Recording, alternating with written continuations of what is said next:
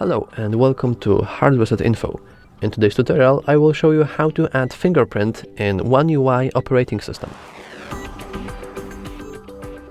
First, you want to go to Settings and navigate to Lock Screen and AOD.